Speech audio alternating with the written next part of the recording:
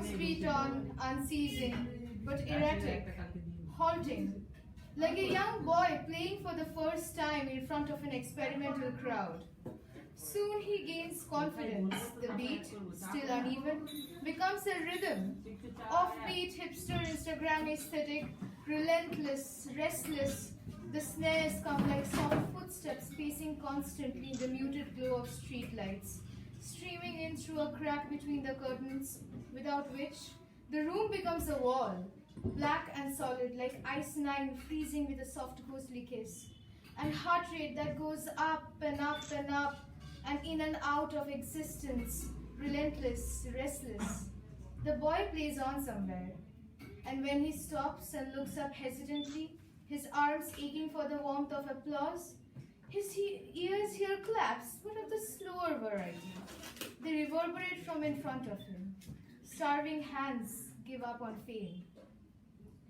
The storm tempered into a dull throbbing whence the music came to find the room beyond. The boy left his seat and walked, but still the drums beat on, mystical, enchanting.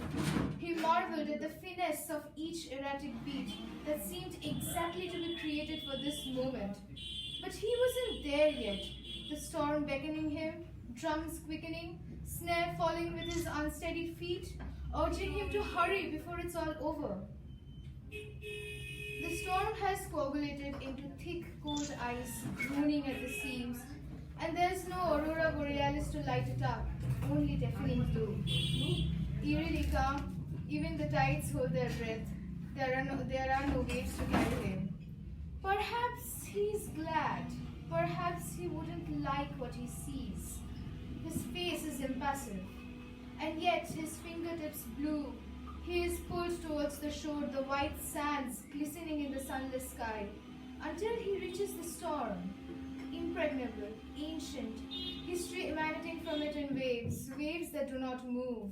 A timeless world where the only age, the only calendar is the storm, and only it knows if it has been years or mere seconds. And he cannot ask, or maybe it will not answer.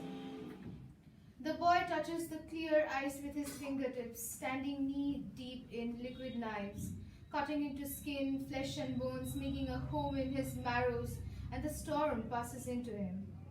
He feels the same.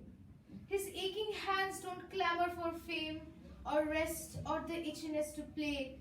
The drum beats fade with the receding sea, only the white sand remains, the shores of the blue desert revealed.